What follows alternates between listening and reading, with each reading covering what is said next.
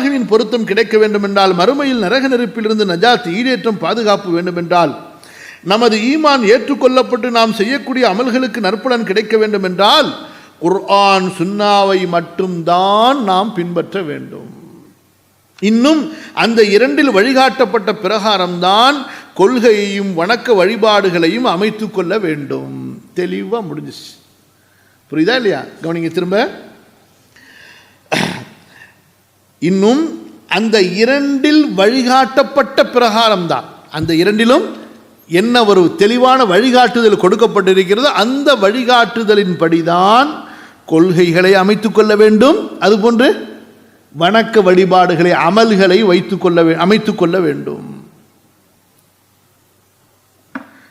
நீங்க செய்யக்கூடிய ஒரு அமல் பார்க்கறதுக்கு ரொம்ப சின்னதா இருக்கு, ஆனா ரசூலுல்லாஹி ஸல்லல்லாஹு அலைஹி வஸல்லம் காண்பித்து கொடுத்ததா இருக்கு. நல்லா கவனிங்க. நீங்க இப்ப மஸ்ஜிதை விட்டு வெளியே போறீங்க, ஒரு துவா ஓதுறீங்க, அல்லாஹும்ம இன்னி அஸ்அலுக மின் ஃபத்லி, ஒரு துவா, சின்ன துவா ஓதுறீங்க, சரியா? அப்படியே கீழே வெளியே போறீங்க, பாதையில் அங்கே ஒரு கல் கிடக்கு, அந்த கல்லை எடுத்து நீங்கள் ஓரமாக ஒதுக்கி போடுறீங்க. அல்லாஹ் மேலே சத்தியமாக, அல்லாஹ் கண்டிப்பாக உங்களுக்கு சொர்க்கத்தை கொடுப்பான், அல்லாஹ் கண்டிப்பாக சொர்க்கத்தை கொடுப்பான். ஏன்? நபி ஸல்லல்லாஹு அலைஹி வஸல்லம் சொல்லி கொடுத்த ஈமானுடைய அமல்கள். இமாத்துல் அதா அனித் தரீக், அல்லாஹ்வுடைய பொருத்த நாடி அல்லாஹ்வுக்காக மட்டும் சொல்லி பாதியில் கிடக்கக்கூடிய ஒரு கல்லை, ஒரு முல்லை அல்லது ஒரு இடையூறு தரக்கூடிய ஏதோ ஒரு பொருளை நீங்கள் அகற்றிட்டு போறீங்க.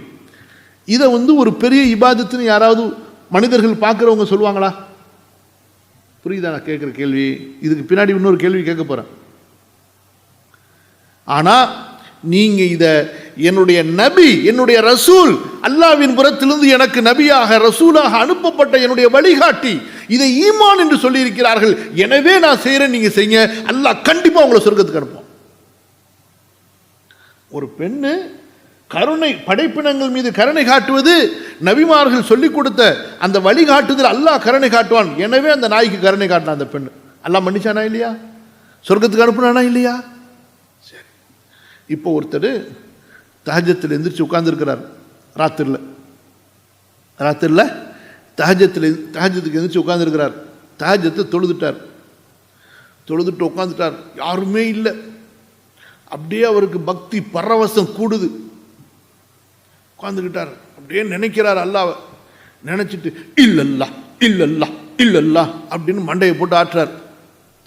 அப்புறம் கொஞ்ச நேரம் கழிச்சு who who who who who இப்படி செய்ய செய்ய அவருக்கு அவருடைய உள்ளத்தில் சைத்தான் என்ன போடுறான், அப்படியே அவருக்கு ஈமான் இன்க்ரீஸ் ஆகிற மாதிரி, அப்படியே வானமெல்லாம் பொத்துக்கிட்டு தெரிகிற மாதிரி, அப்படியே நேராக அரிசுக்கு புறாக்கில் போகிற மாதிரி, அப்படியே எங்கேயோ ஒரு பரவசத்தை கொண்டு வருவான் சைத்தான். அப்படியே விளக்கமெல்லாம் விளங்குற மாதிரி, அப்படியே ஞானமெல்லாம் உதிக்கிற மாதிரி, அப்படியே அப்படியே சத்துப்பு கூடிக்கிட்டே சத்தம் கூடிக்கிட்டே போ.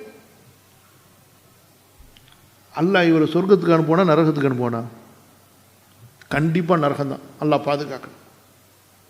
இவர் தௌபா செய்யாமல் இறந்து விட்டார், ஆனால் இவருக்கு ரஹ்மத்து கிடைக்காது, சொர்க்கம் கிடைக்காது, அல்லாஹ்வுடைய தண்டனை. செஞ்சு இபாதத்து செஞ்சு என்ன பிரயோஜனம்? நீங்கள் கேட்கலாம், எப்படி சொல்றீங்க? அதாவது 2 சம்பவம் உங்களுக்கு சொல்லி காட்டுறேன். அப்துல்லா இப்னு மஸ்ஊத் ரலியல்லாஹு அன்ஹு கூஃபால பள்ளிவாசலுக்குள்ளார வர்றாங்க, எல்லாரும் கூட்டமாக உட்காந்துருக்குறாங்க. ஒருத்தர் சொல்றாரு சுப்ஹானல்லாஹ் சொல்லுங்கன்னு, எல்லாம் சுப்ஹானல்லாஹ் சுப்ஹானல்லாஹ்னு சொல்றாங்க. ஒருத்தர் சொல்றாரு அல்ஹம்துலில்லாஹ் சொல்லுங்கன்னு, உடனே எல்லாரும் அல்ஹம்துலில்லாஹ் அல்ஹம்துலில்லாஹ்ன்றாங்க. விட்டு அடிச்சாங்க, கல்லையும் எடுத்து மண்ணையும் அடிச்சு ஓடுங்களா பள்ளிவாசல் விட்டு சொல்லி. இதோ உங்களுடைய ரசூலுடைய ஆடைகள் இன்னும் உக்கி மண்ணாகவில்லை, அவர்களுடைய பாத்திரம் இன்னும் உடையவில்லை, அதற்குள் அல்லாஹ்வுடைய தூதரின் மார்க்கத்திலே அனாச்சாரங்களை செய்கிறீர்களா, ஓடுங்கடா சொல்லு. பள்ளிவாசல் உட்காந்து மௌலூது ஓதல, கத்தம் பாத்தியா ஓதல, சுபஹானல்லாஹ் ஒருத்தர் சொல்லி தராரு, எல்லாம் கூட சேர்ந்து சுபஹானல்லாஹ் சுபஹானல்லாஹ்ங்கறாங்க. புரியுதா உங்களுக்கு? எந்த ஒரு கூட்டு வணக்கத்தை அல்லாஹ்வுடைய தூதர் கற்றுக் கொடுக்கவில்லையோ அப்படிப்பட்ட ஒரு கூட்டு வணக்கத்தை பள்ளியிலே உருவாக்கி கொண்டு செய்தார்கள். சரி, இன்னொருத்தங்க சயீத் இப்னு ஜுபைர் ரஹ்மஹுல்லாஹ் பள்ளிவாசலில் சுபு தொட்டு உட்காந்து திக்ர் இபாதத்து குர்ஆன் வருது அந்த மாதிரி அமல் இருக்கும்போது ஒருத்தரை பார்க்குறாங்க, உட்காந்துக்கிட்டே இருக்கிறார். கரெக்டாக சூரியன் உதயமே கொஞ்சம் நேரத்தில் 6 ரக்காத் தொழுகிறார். தினைக்கும் கூப்பிட்டாங்க, இங்கே வாப்பான்னு. என்னப்பா தினைக்கும் 6 ரக்காத் தொழுவுறிய? ஹதீஸில் வந்திருக்கிறது என்ன? சூரியன் உதயத்துக்கு பிறகு 2 ரக்காத் தான். ஈட்டி அளவு உயர்ந்ததுக்கு பிறகு 2 ரக்காத் தொழுவலாம், அவ்வளோதான். இவர் 6 ரக்காத் தொழுகிறார் தினைக்கும் பக்காவா. கேட்டாங்க, அவர் புரிஞ்சுக்கிட்டார். அவர் கொஞ்சம் வேறு மாதிரி ஆளாக இருப்பார். எவ்வளோ பெரிய இமாம் கூப்பிடுறாங்க, எவ்வளோ பெரிய அறிஞர், எவ்வளோ பெரிய தாபிஇ, ஒழுங்காக பதில் சொல்ல வேண்டியதானே. என்ன சொன்னார்? என்ன என்னென்ன அல்லா தூக்கி நரகத்தில் போட்டுருவானா தொழுதா? இது என்ன தொழுதா தப்பு என்ன அப்படின்னு சொல்லிட்டு, தொழுதா தப்பு என்ன, அல்லா என்ன நரகத்திலே போட்டுற போகிறான், தொழுது நன்மை தானே அப்படின்னு சொல்லிட்டு சொன்னாங்க. தொழுக நன்மை தாங்கிறது இல்லை, உன்னை அல்லா நரகத்தில் போடுவான். ஏன்னா ரசூல் ஸல்லல்லாஹு அலைஹி வஸல்லம் சொல்லாததை நீ செய்கிறதுனால, நீ தொழுதுனால அல்ல. எதனால?